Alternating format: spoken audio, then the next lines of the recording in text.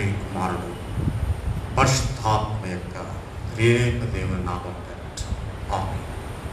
దయచేసి కూర్చోండి.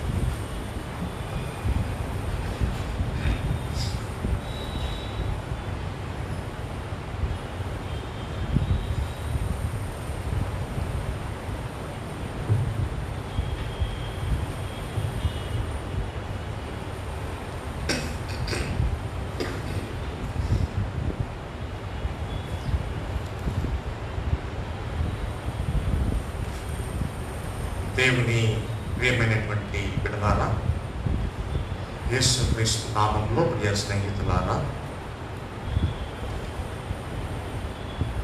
యేసుక్రీస్తు శ్రేష్టమైన దివ్యమైనటువంటి శుభనామంలో మీకందరికీ శుభములు తెలియజేస్తున్నాను.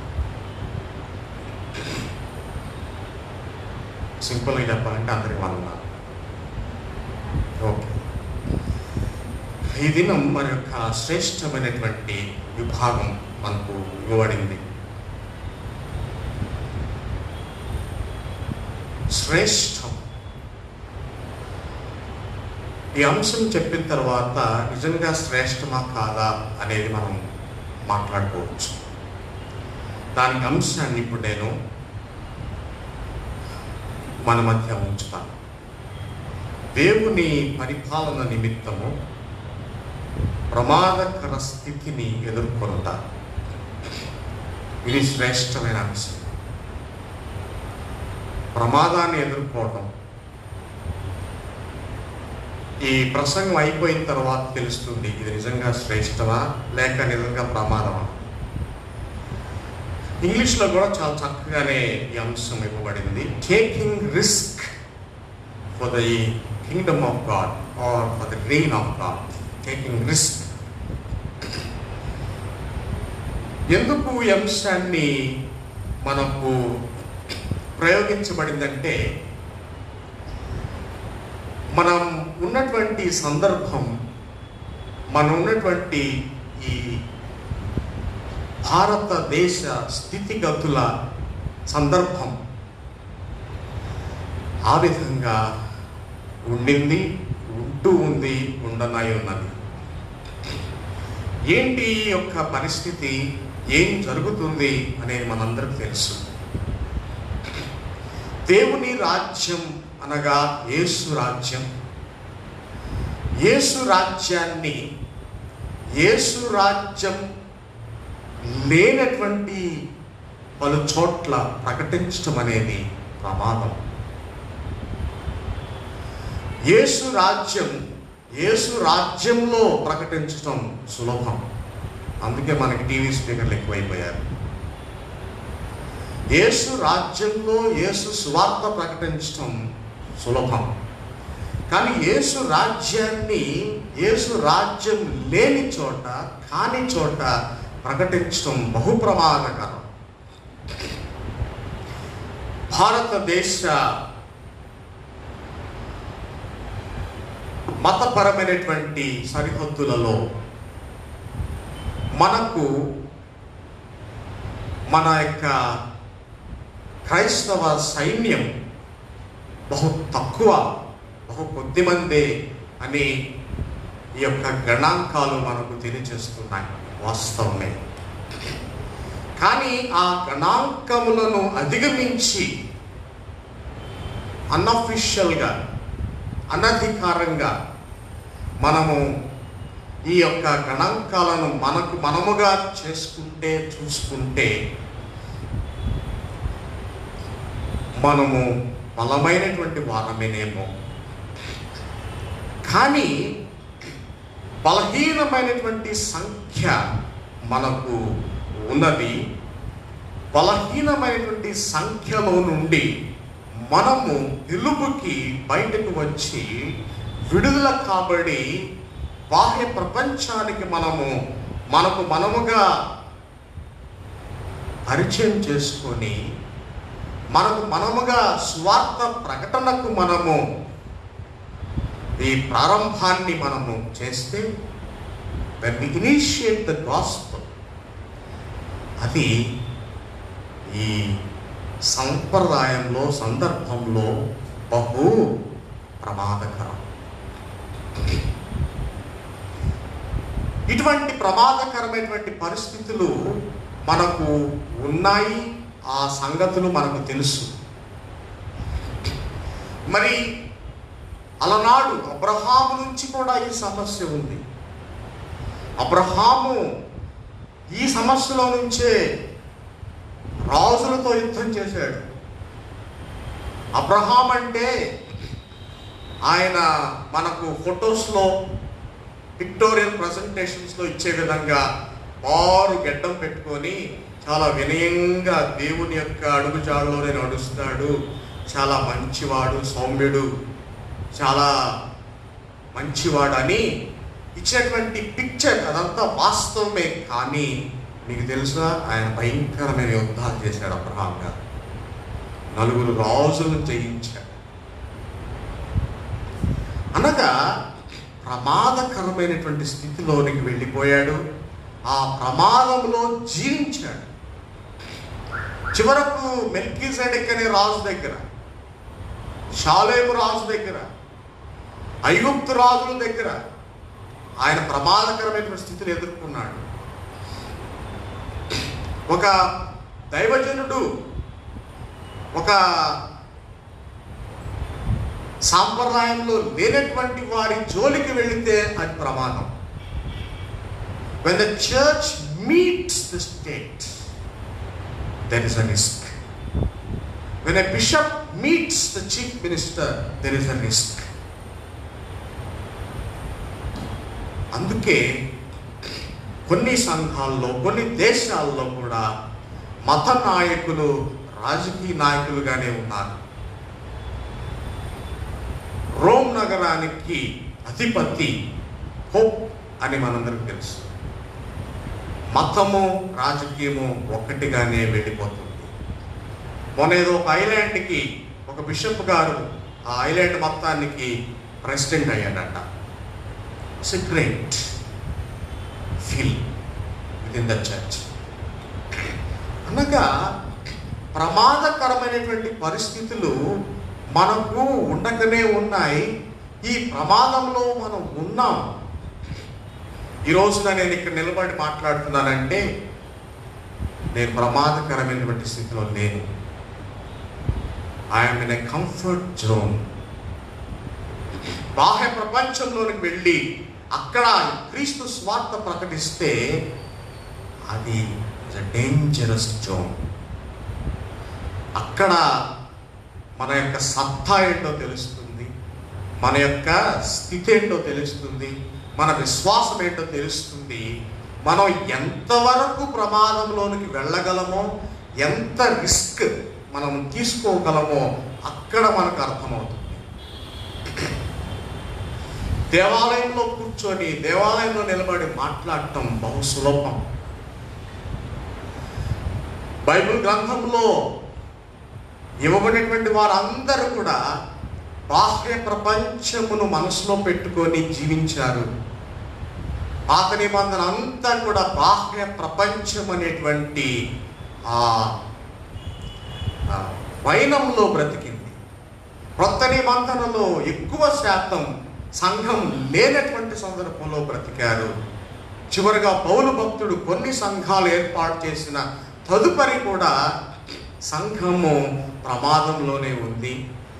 సంఘ బిడ్డలు, విశ్వాసులు, స్వార్థ పరిచర్య చేసేటువంటి దైవజనులు, ప్రవక్తలు ప్రమాదంలోనే ఉన్నారు.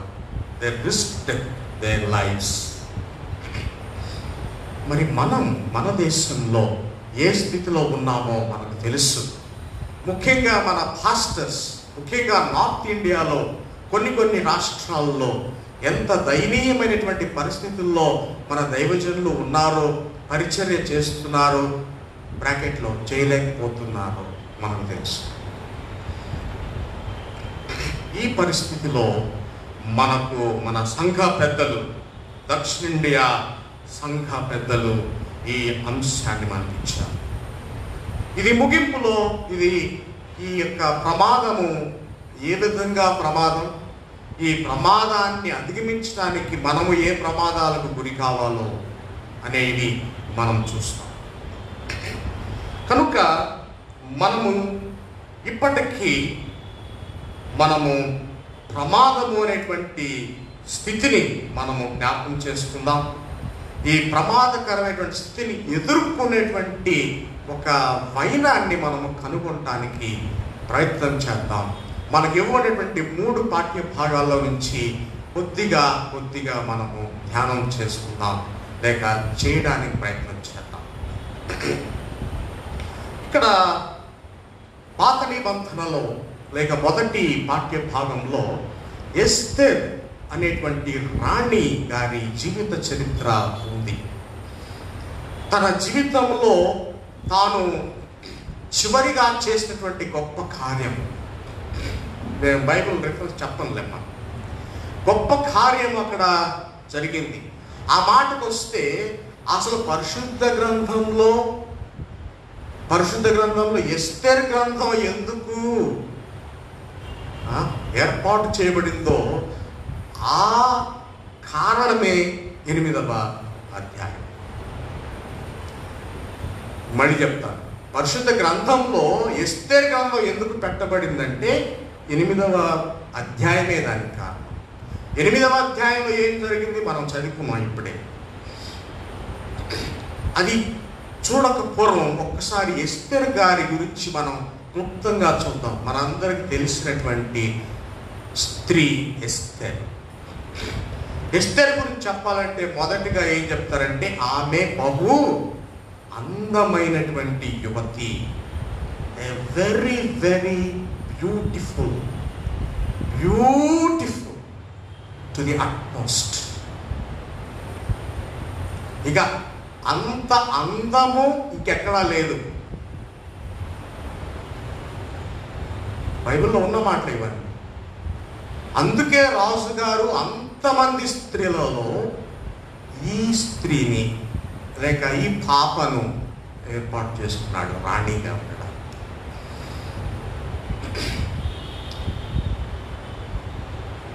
మీకు తెలుసు అనుకుంటాను, మిస్ వరల్డ్ పోటీకి వెళ్ళాలంటే కొంచెం బుర్ర కూడా ఉండాలి, జ్ఞానం కూడా ఉండాలి. ఊరికి అందం ఉంటే సరిపోదు. కొన్ని క్వశ్చన్లు వేస్తే ఆ క్వశ్చన్కి జవాబు చెప్తేనే అందంతో 50% పని. సరిగ్గా అదే జరుగుతుంది ఇక్కడ.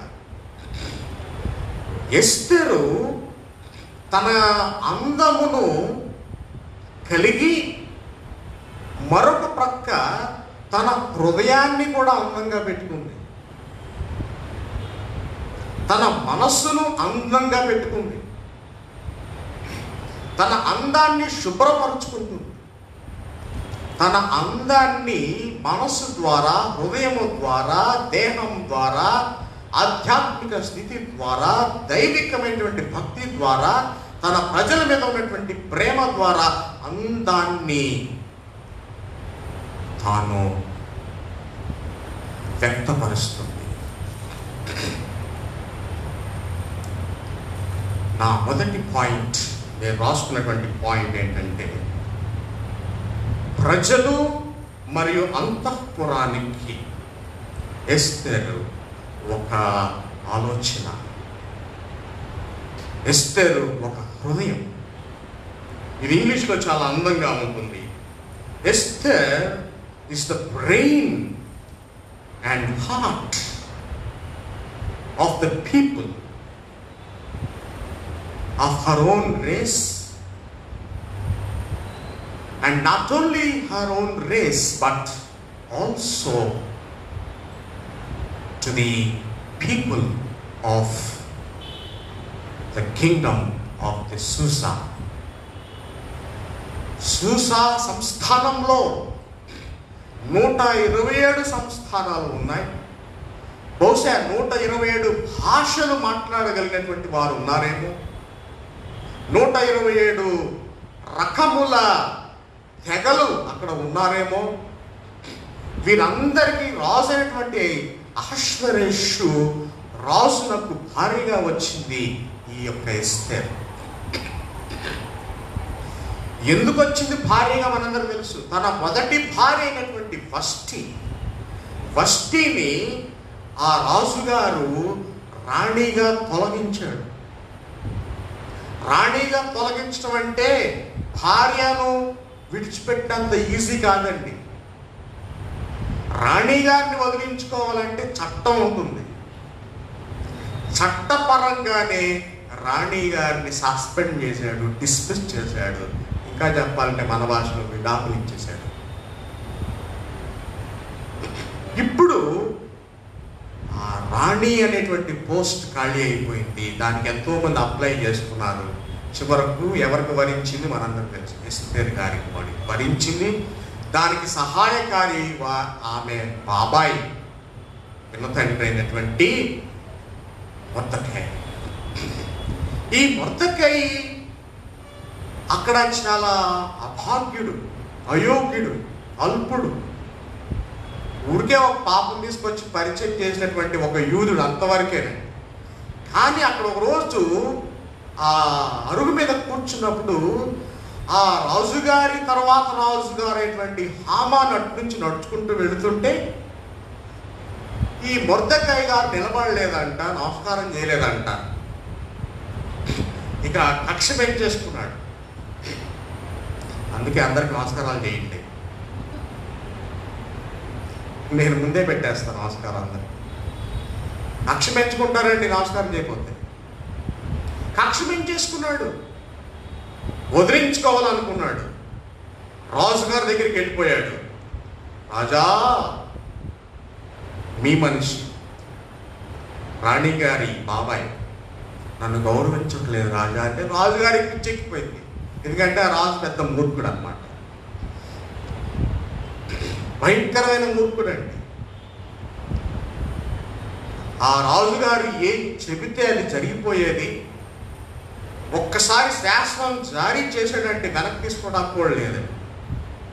ఈ బబులోను శాసనాలు లేక కాన్స్టిట్యూషన్ ఎంత భయంకరంగా ఉండేదంటే ఒక్కసారి డిగ్రీ పాస్ చేస్తే ఇంకా దాన్ని వెనక్కి తీసుకోవడానికి లేదండి. మరి మన భారతదేశ శిక్షాస్మృతి ప్రకారం జడ్జి గారి నిర్ణయం వెనక్కి తీసుకోవచ్చో లేదో నాకు తెలియదు. తీసుకోవచ్చా? లాయర్ గారు చెప్తున్నారు తీసుకోవచ్చు అంట. కానీ అక్కడ కుదరదండి. ఎక్కడ? బబులోను రాజ్యంలో, సూసా అనేటువంటి రాజ్యంలో కుదరదండి. Constitution was so powerful, it's hire than the king, above the king. రాజుగారికి పైన ఉంటుంది. ఏంటది? సింహాసనం కాదు, సింహాసనం కింద ఉంటుంది. రాజుగారి పైన శాస్త్రం, ధర్మశాస్త్రం, కాన్స్టిట్యూషన్ ఉంటుంది. దాని ప్రకారం మీరు నడవాలి. ఈ హామాను వెళ్ళాడు, అయ్యా నాకు గౌరవం దక్కట్లేదు యూదుల దగ్గర నుంచి, ఆ యూదుల పితామహుడైనటువంటి మొర్దెకయ్యే నన్ను పట్టించుకోవట్లేదు, ఇంకా యూదులేం పట్టించుకుంటారు, నన్నేం పట్టించుకోకపోతే నిన్నేం పట్టించుకుంటారు రాజా అని రాజుగారిని కూడా వశపరుచుకున్నాడు. రాజుగారికి తప్పుడు సంకేతాలు ఇచ్చాడు. ఇచ్చిన తర్వాత రాజుగారు మూర్ఖుడని చెప్పుకున్నాం కదా, ఆ రాజుగారు శాసనం జారీ చేశాడు. ఏమని? అందరినీ చంపేయండి.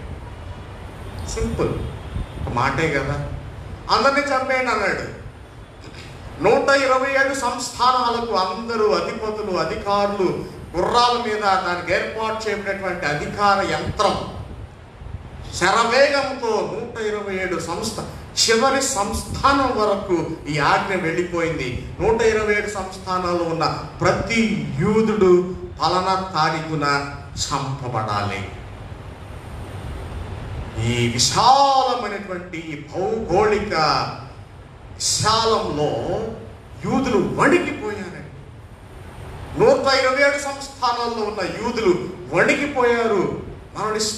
మరణిస్తున్నాం, ఇక్కడ రక్తపాతం జరగబోతుందని ఆందోళనకు గురయ్యారు.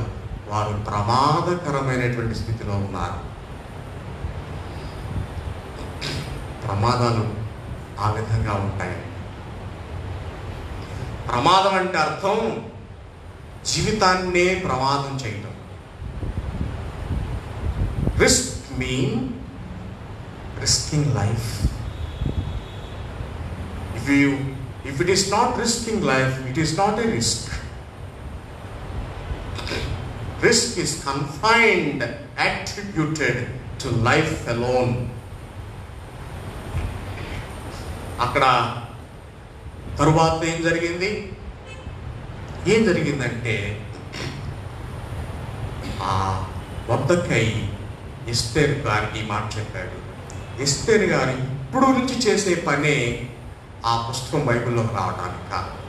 ఏం చేసిందంటే, నేను చదువుతాను. ఎస్తేర్ గ్రంథం 8వ అధ్యాయం 8వ వచనం చదువుతాడు ఎవరైనా?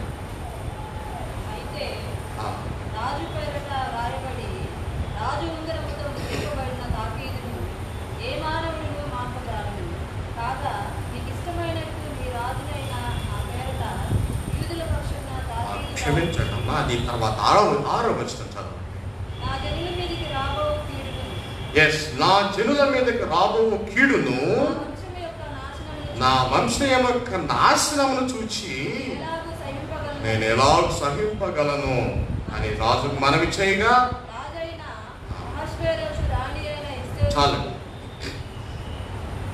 ఈ రాణి ఏం చేసింది? తన జనాంగము గూర్చి ఒక గొప్ప పని చేయడానికి ప్రారంభం చేసింది. రాజుగారి దగ్గరకు వెళ్ళడానికి ఇప్పుడు 5 సంవత్సరాలు అయిపోయిందండి. పెళ్ళై 5 సంవత్సరాలు అయిపోయిందండి. ఇది జరిగేసరికి 8వ అధ్యాయం వచ్చేసరికి ఈ 5 సంవత్సరాల్లో నేను చదివినటువంటి కామెంటరీలో గ్రంథకర్త ఏమంటాడంటే, the newness is now old, the beauty is not old, the newness is old. కొత్తదనం పాత అయిపోయింది, అందం పాత పడలేదు అని అంటాడు. ఎందుకు పాత పడలేదంటే ఆ అందంలో ఐశ్వర్యం ఉంది. ఆ ఐశ్వర్యం ఏంటంటే, నా జనులు రక్షించబడాలి అని ఏం చేసింది తెలుసా? ఇక్కడ రాజుగారికి సెలవు ఇవ్వడానికి ఉపక్రమించింది. ఇక్కడ తన జనులకు ఏం చేసిందంటే, తన జనులందరికీ కూడా ఒక వర్తమానం పంపించింది. ఏమనంటే, మీరందరూ 3 రోజులు దివారాత్రులు ఉపవాసంతో ప్రార్థన చేయండి. నేను కూడా 3 రోజులు రాత్రులు ఉపవాసంతో దీక్ష చేస్తాను, ప్రార్థన చేస్తాను.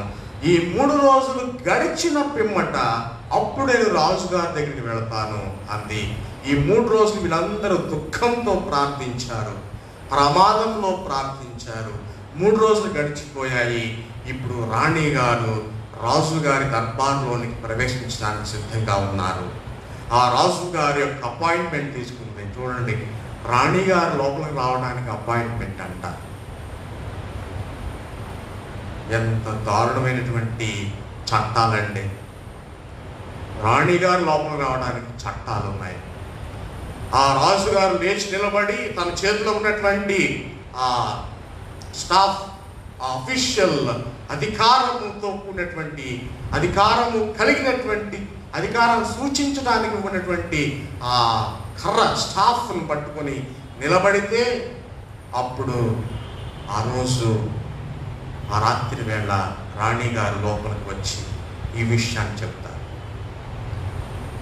అప్పుడు రాజుగారు తెలుసుకుంటారు, హామాను చెప్పేదంతా తప్పు, మొర్దెకై చెప్పేదంతా రైట్ అని చెప్పి ఇప్పుడు మరలా తన శాసనాన్ని తిరిగి రాయాలి.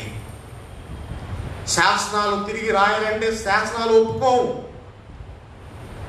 ఆజ్ఞ జారీ చేసినటువంటి ఆజ్ఞ, విడుదల చేసినటువంటి ఆజ్ఞ వెనక్కి తీసుకోవడానికి చట్టాలు ఒప్పుకోవడం లేదు.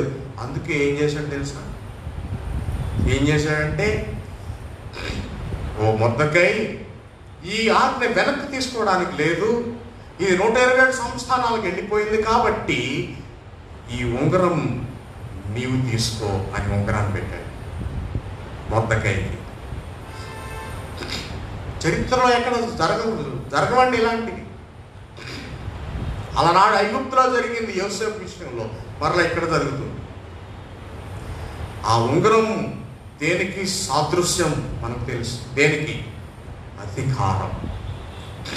ఇప్పుడు ఈ డాక్యుమెంట్స్, ఈ డిగ్రీస్ అన్నీ కూడా వెళ్ళిపోతే వాటిని వెనక్కి తీసుకోవడానికి ఛాన్స్ లేదు కాబట్టి మరలా క్రొత్త ఆజ్ఞ జారీ చేస్తున్నాడు.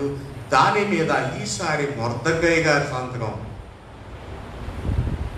ఎందుకంటే రాజుగారి సంతకం చెల్లదు. ఇప్పుడు ఇంకా ఆజ్ఞ వెనక్కి తీసుకోవడానికి రాజుగారి ఆజ్ఞ చెల్లదు. ఇప్పుడు రాజుగారు ముందుకు వెళ్ళాలంటే వెనక్కి వెళ్ళాలి, వెనక్కి వెళ్ళడానికి మార్గం మూసిపోయాయి. అందుకే ఆ సిగ్నెట్ రింగ్, అధికారపు ఉంగరాన్ని ఇచ్చేశాడు, అధికారపు దుస్తులను తొడిగించాడు. ఇప్పుడు మొర్దెకై చెప్పాడు, నువ్వు రాసుకోవాల్సినంత రాసుకో, నువ్వు ఏమి ఆజ్ఞ ఇవ్వాలనుకున్నావో 127 సంస్థానాలకు ఏమి ఆజ్ఞ ఇవ్వాలనుకున్నావో ఆ ఆజ్ఞ నీవు రాసుకో. అంతకుముందు స్పెషలిస్ట్ని పిలిపించి రాయించారు, రైటర్స్ని, ఎక్స్పర్ట్స్ని పిలిపించి రాయించారు. ఇప్పుడు నీవే రాసుకో అంటున్నాడు రాజు. ఆయన రాసుకున్నాడు, చక్కగా రాసుకున్నాడు. రాజుగారు కూడా చెప్పారు, ఇదంతా కూడా తిరగ రాశారండి. ఇప్పుడు ఏమి ఆజ్ఞ అంటే యూదుల మీదకి వచ్చే వారందరినీ కూడా చంపేయండి. అంతకుముందు ఏంటి, యూదులందరినీ చంపేయండి. తిరగబడింది ఆజ్ఞ. చట్టంలో లేనటువంటి విధంగా, చట్టము చెప్పని విధముగా, చట్టము వ్యతిరేకించినటువంటి విధముగా దేవుడు ఈ చట్టాన్ని అధిగమించి దేవుడు వీరిని ముందుకు తీసుకువెళ్ళాడు. వారి ప్రాణాలన్నిటినీ కాపాడాడండి. దీనికి కారణం ఎవరంటే ఎస్తేర్ అనేటువంటి ఆ అందమైనటువంటి రాణి హృదయంలో, మనసులో కలిగినటువంటి అందమును బట్టి, ఆమె చేసినటువంటి గొప్ప ఘనకార్యమును బట్టి ఇశ్రాయేలీయులందరూ కూడా రక్షించబడ్డారు. అనగా వారి ప్రమాదము అంతము చేయబడింది. The risk is now ended by prayers and by reversing the constitutions. దేవుని బిడ్డలారా, ఆ విధంగా తాను ఏ విధంగా నిలబడిందంటే అంతఃపురానికే ఒక ఆలోచనగా, తన రాజ్యానికే ఒక దిక్సూచిగా, ఇశ్రాయేలీయులకు, యూదులకు ఒక దైవంగా, ఒక హృదయముగా ఆమె మిగిలిపోయింది. ఇశ్రాయేలు చరిత్రను ఆమె కాపాడింది. ఇశ్రాయేలీల ఉనికి ఆమె కాపాడింది. అన్య దేశంలో ఇశ్రాయేలీల ఉనికిని చాకచక్యంగా ప్రార్థనతో, ఆయుధంతో ఆమె తన జనాంగాన్ని రక్షించింది. ఇది మనము బైబిల్లో చదివినంత, చూసినంత, అధ్యయనం చేసినంత సులువు కాదండి. వారు రక్తపాతానికి చేరువలో ఉన్నప్పుడు జరిగినటువంటి కార్యం, రక్తపాతం నుండి దేవుడు వారిని విడిపించినటువంటి కార్యం. ఇక్కడ దేవుడు మనకిచ్చే సందేశం ఏంటంటే, మన ముందు ఉన్నటువంటి ఈ యొక్క శోధనలు, సమస్యలు, ప్రమాదములు ఇవన్నీ కూడా స్వల్పకాలమే.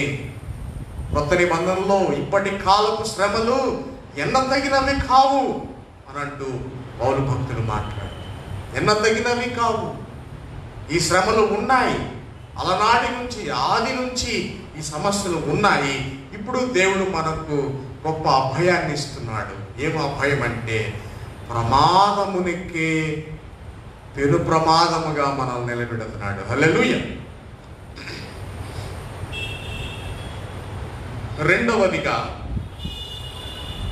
ఇక్కడ పౌలు భక్తుడు ఫిలిప్పీలకు రాస్తూ చాలా చక్కని మాటలు, నిర్వచనాలు, రికమెండేషన్స్ చేస్తున్నాడు. చూడండి,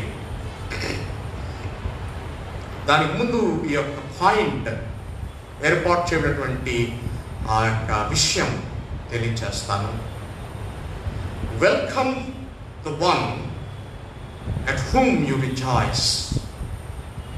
నిన్ను ఆనందింపచేసి, నీకు స్వార్థ చెప్పి, నిన్ను బలపరిచి, నిన్ను లేవనెత్తేటువంటి ఆ దైవజనునికి నీవు ఆహ్వానం పలకాలి.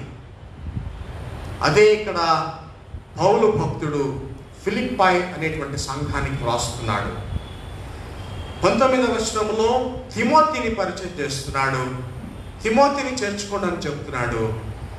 25వ వచనం నుంచి ఎపాఫ్రోడిటస్ అనేటువంటి వ్యక్తిని పరిచయం చేస్తూ ఆయన గారిని చేర్చుకోమని వారికి సూచన లేక సలహా లేకపోతే సిఫారసు చేస్తున్నాడు. ఏం సిఫారసు చేస్తున్నాడు చూడండి. 25వ వచనం నుంచి, నా తోడి యోధుడును మీ దూతయు నా అవసరములకు ఉపచరించిన వాడునైనా ఎపఫ్రోదితును మీ వద్దకు పంపుట అగత్యమని అనుకుంటుని. మస్ట్, దైవజనుడు మస్ట్, స్వార్థ ప్రకటన మస్ట్. ఈ స్వార్థ ప్రకంపన లేకుండా ఈ భూగోళాన్ని మనం ఊహించుకోలేమండి. యేసు స్వార్థ, యేసు ప్రకంపన, యేసు స్వస్థత, యేసు మాట, యేసు కార్యం, యేసు ఉనికి లేకుండా ఈ భూప్రపంచాన్ని మనం ఊహించుకోలేము. అగత్యము. ఆయన పంపుట మీకు అగత్యము. కానీ ఆయన స్టోరీ ఏంటో తెలుసా? ఆయన ఏం గొప్పోడేం కాదు, మీకులాగే గొప్పోడేం కాదు. ఆయన రోగి అయి ఉన్నాడు. 26వ వచనం, ఆయన రోగి అయి ఉన్నాడు. ఆ సంగతి మీకు తెలుసు. మీరు అతన్ని మీరందరినీ కూడా చూడాలని ఆశపడుతున్నాడు. రోగి అయి ఉండి స్వస్థపరచబడి బాగుపరచబడి ఆయన ఇంకా దిగులుగానే ఉన్నాడు. ఆయన ఆ దైవజనుడు ఎందుకు దిగులు పడుతున్నాడంటే మిమ్మల్ని చూడలేదనేటువంటి దిగులు. మీ ధ్యానంలో ఉన్నాడు, మీ ధ్యాసలో ఉన్నాడు. దైవజనుడు ఎప్పుడు అంతేనండి, సంఘం గురించి ఆలోచన చేస్తూ ఉంటాడు.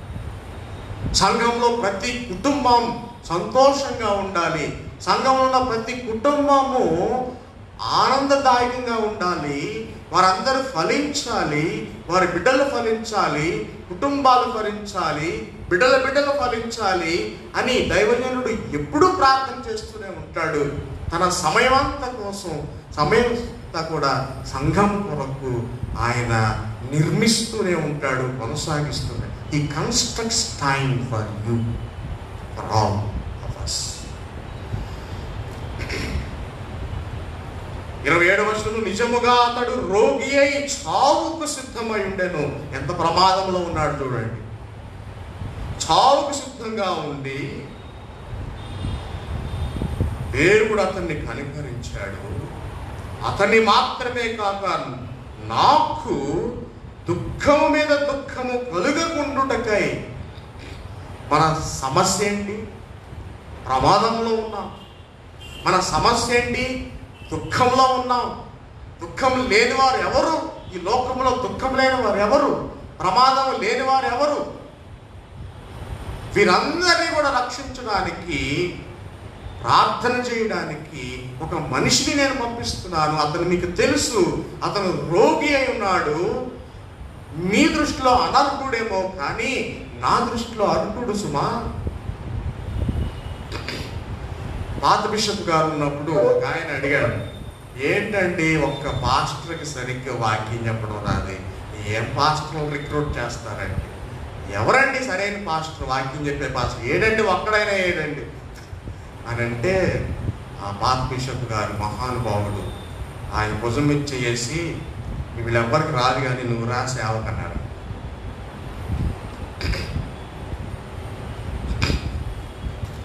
అందరం ప్రమాదంలోనే ఉన్నాం. నువ్వురా, నువ్వేమో డాక్టర్ అయిపోవాలి, వద్దులే చాలు, అర్థమైపోయింది. ఎస్, పరిచర్య అందరి లోపలికి వెళ్ళిపోవటం. పరిచర్య అందరి లోపలికి వెళ్ళిపోయి తగ్గించుకోవడం, అందరి బాగోగుల గురించి ఆలోచన చేయటం, అందరి కొరకు ప్రార్థన చేయటం. బిషప్ ఆఫీస్లో ఎంతమంది ఉంటారో ఈ పాస్టర్ మాకు వద్దని ఆ సంఘం వాడు, ఆ పాస్టర్ మాకు వద్దని ఆ సంఘం వాడు, వద్దనే పని. ఇక్కడ పౌలు భక్తుడేమో రికమెండ్ చేస్తున్నాడు, ఆయన చేర్చుకోండి అయ్యా అని. బిషప్ గారేమో ఆర్డర్లు పంపిస్తున్నాడు, ఇగో కొత్త పాస్టర్, అడిగో అదిగో కొత్త పాస్టర్, ఇదిగో కొత్త పాస్టర్. చేర్చుకోవాలి. ఎవరు చేర్చుకోవాలి? అధికారము ఉన్నవారు, అర్హతలు ఉన్నవారు, పరపతులు ఉన్నవారు, ధనము ఉన్నవారు, మనసు ఉన్నవారు, అందము ఉన్నవారు, హృదయం ఉన్నవారు చేర్చుకోవాలి. ఎందుకంటే అతడు ఆల్రెడీ దుఃఖం మీద దుఃఖంతో ఉన్నాడు. ఆ దుఃఖం మీద దుఃఖంతో ఉండి సువార్త అనేటువంటి దుఃఖాన్ని స్వీకరించి ఆ సువార్త అనే దుఃఖంలో మరింత దుఃఖాన్ని బయట నుంచి పొందుకున్నాడు. ఇప్పుడు పరిచర్య చేయడానికి దారులు మూసివేయబడ్డాయి, ఎందుకంటే ఎవరు చేర్చుకోవడం లేదు.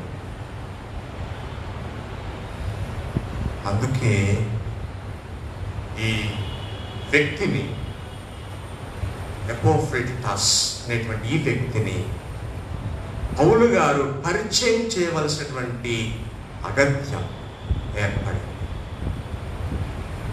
దీని యొక్క భావం ఏంటంటే, ప్రియమైనటువంటి వారలారా, నిన్ను ఆనందింపచేసి నీకు పరిచయం చేయు వారికి నీవు ఆహ్వానించుకో. You need to accommodate your pastor, your minister. Minister అనే మాటకు చాలా తక్కువ స్థాయి ఉందండి అక్షరార్థంగా. మినిస్టర్ అంటే అర్థం ఏంటి? పనివాడు, సేవకుడు. చీఫ్ మినిస్టర్ అంటే వీళ్ళందరికంటే ఎక్కువ పనివాడని అక్షరార్థంగా, అవునా కదా? కానీ మన వాళ్ళు అర్థాలు మార్చేశారు, పరమార్థాలు తీసుకొచ్చారు. మంచిదే, కాదంటం లేదు. కానీ ఈ దైవజనుడు, let him be the chief minister, not a cheap minister. నిన్ను ఆనందింపచేసే వారిని నీవు ఆహ్వానించవలసిందే. ఇది అగత్యం. లేని ఎడల స్వార్థ ప్రకటన మూసివేయబడుతుంది, స్వార్థ ప్రకటన అంతము కాబడుతుంది. సో దేవుని ప్రేమైనటువంటి వారులారా, ఈ దుఃఖాన్ని పోగొట్టడానికి సంతోషాన్ని పంపిస్తున్నాను. ఆ సంతోషాన్ని లేక ఆ మినిస్టర్ని, ఆ సేవకుని నీవు స్వీకరించినప్పుడు నీవు దీవించబడతావని పౌలు భక్తుడు దుఃఖంతో ఏడుస్తూ, ఎంతో రోధిస్తూ, గుండెలు బాదుకుంటూ మాట్లాడుతున్నాడు, రాస్తున్నాడు. చివరిగా స్వార్థ పట్టణంలో మన ప్రభు అయినటువంటి యేసుక్రీస్తు చెప్పినటువంటి మాట సాక్షాత్తు ఆయన నోటి నుంచే మనం విందాం. దానికి పూర్వం దీని యొక్క కంటెంట్, ఈ సబ్ టైటిల్ ఏమైనదంటే, ప్రమాదము చేయకపోతే మరీ ప్రమాదం. The point is, risk by not risking. ప్రమాదము చేయకపోతే అది మరీ ప్రమాదం. ప్రమాదము మన ఎదుట ఉన్నది, మనలో ఉన్నది.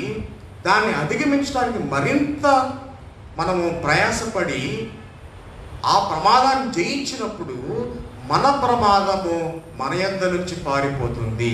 అది దీని భావం.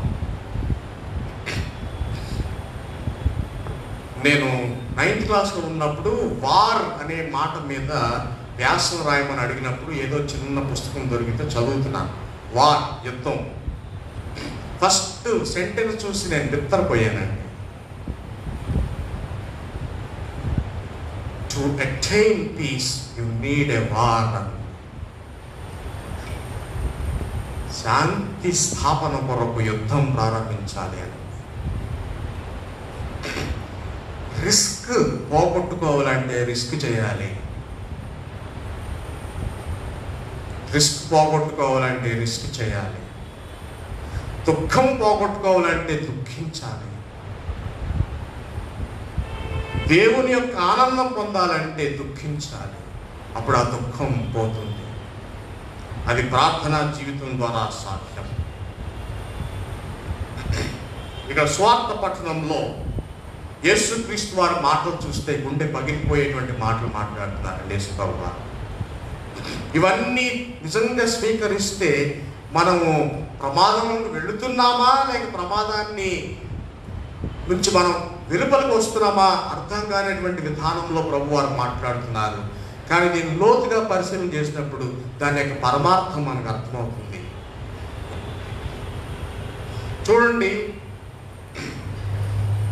37వ వచనం నుంచి నేను చదువుతాను. తండ్రినైనను తల్లినైనను నాకంటే ఎక్కువగా ప్రేమించువాడు నాకు పాత్రుడు కాడు.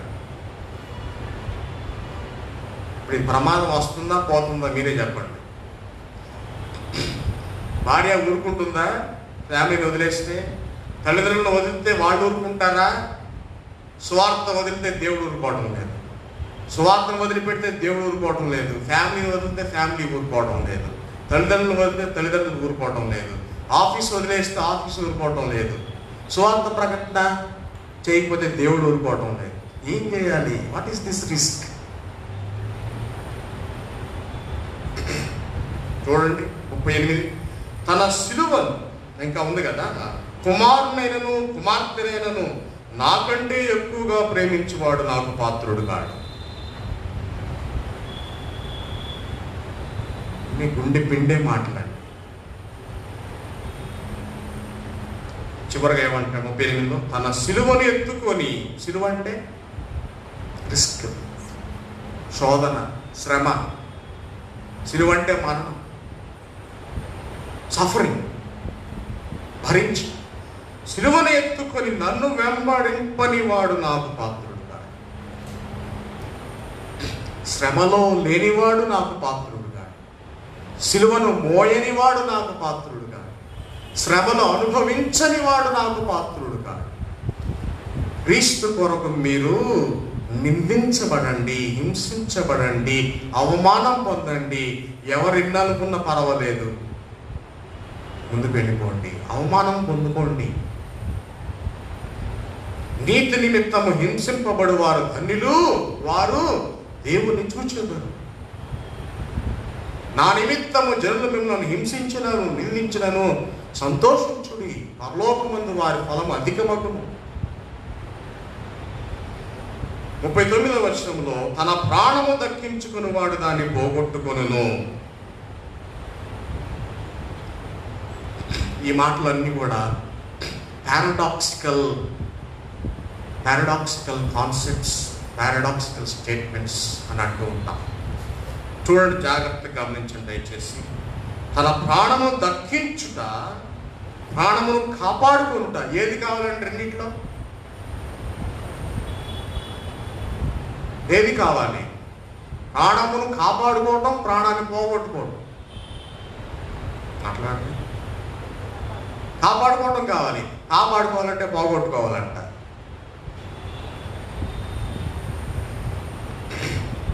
If you say yes, it becomes no, and if you say no, it becomes yes.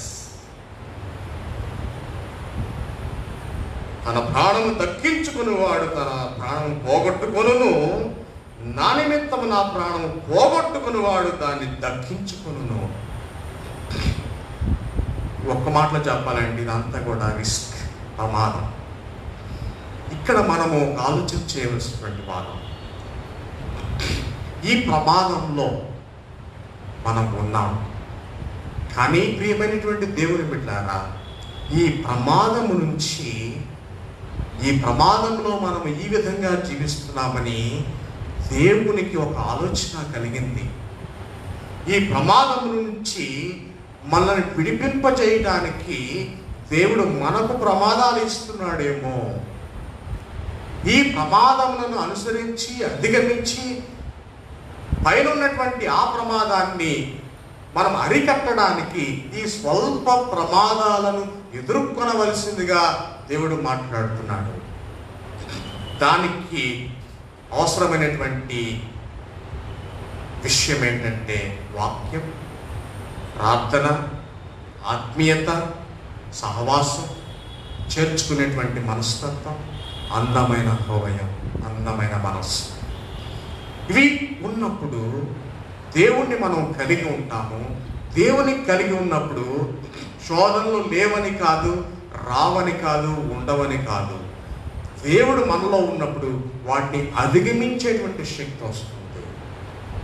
ఎందుకంటే మనం ప్రాణాన్ని పోగొట్టుకోవడానికి కూడా వెనుకాడటం లేదు కనుక దేవుడు ఆ ప్రాణాన్ని రక్షిస్తున్నాడు. It is all in the decision.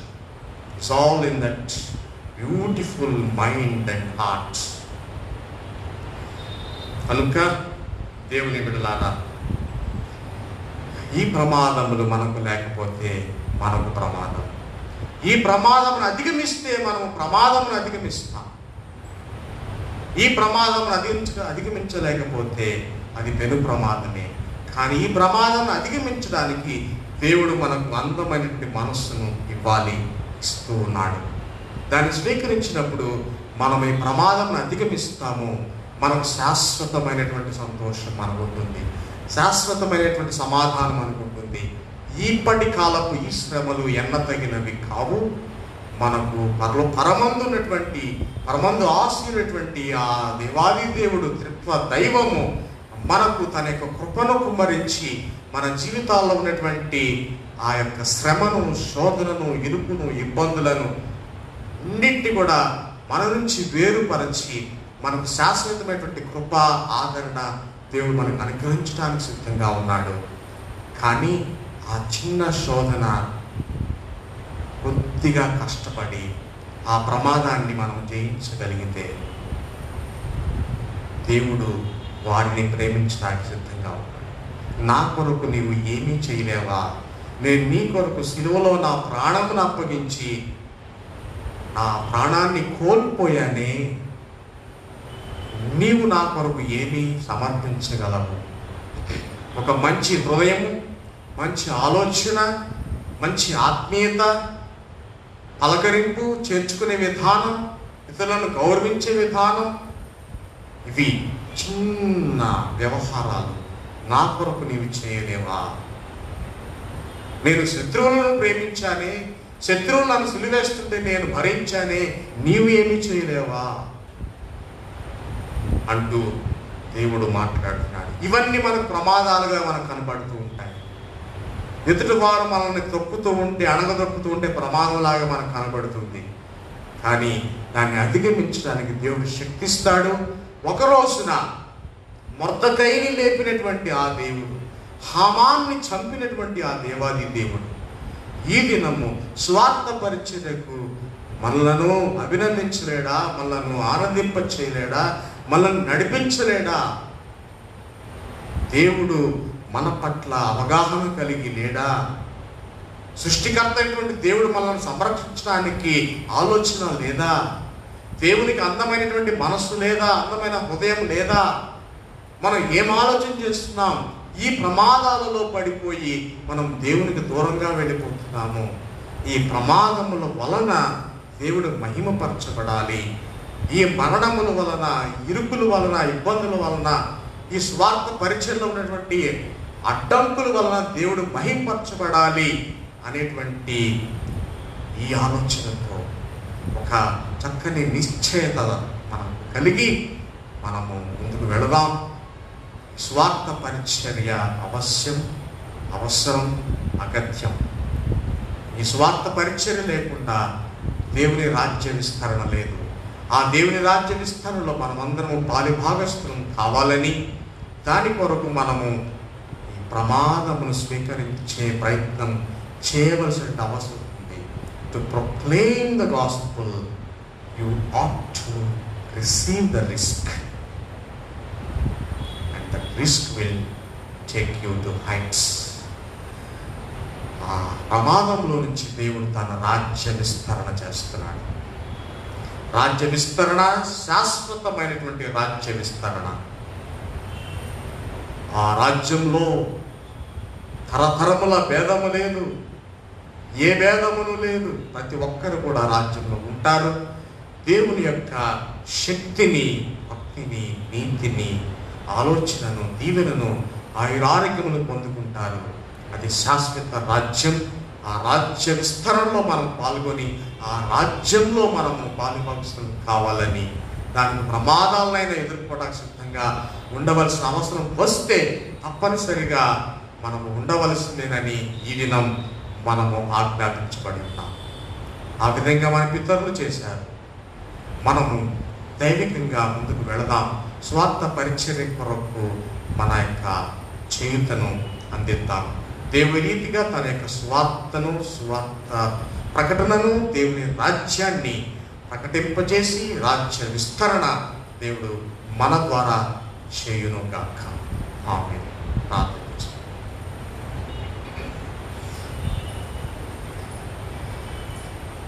పరిశుద్ధుడా, ప్రేమమయుడా,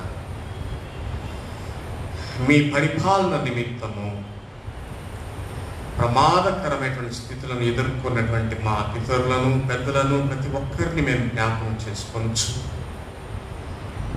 ఆ ప్రమాదముల వలన మీ రాజ్య విస్తరణ జరిగిందని, మరెన్నో విధాలుగా మీరు కూడా ప్రమాదములకు లోనై త్యాగం చేసి మాకు ఇచ్చినటువంటి ఈ చక్కని స్వార్థను బట్టి, సంఘమును బట్టి, మీ యొక్క ఆత్మ త్యాగమును బట్టి, రక్షణ యాగమును బట్టి, రక్షణ ఆనందమును బట్టి మీకు జేజేలు పలుకుతున్నాం, స్తుతులు చెల్లిస్తున్నాం, కృతజ్ఞతాస్తుతులు చెల్లిస్తున్నాం. ఈ రీతిగా మాతో మాట్లాడి మమ్మల్ని బలపరిచి, మమ్మల్ని ధైర్యపరిచినందుకు మీకు వందనాలు. ఈ రీతిగా మేము మీ రాజ్య వ్యాప్తిలో పాలిభాగస్తులుగా, పాత్రులుగా ఉండడానికి సహాయం చేయమని, మాకున్నటువంటి శోధనలన్నీ కూడా మేము అధిగమించడానికి సహాయం చేసి, చేరవచ్చిన సంఘ బిడ్డలందరినీ, రాలేకపోయిన బిడ్డలందరినీ కూడా పేరు పేరున మీరు దృష్టించి, దర్శించి, దీవించమని, విన్న వాక్యము మా హృదయాల్లో భావి కాలంలో ఫలింప చేయమని యేసు పరిశుద్ధ నామంలో ప్రార్థిస్తున్నాం తండ్రి. ఆమేన్.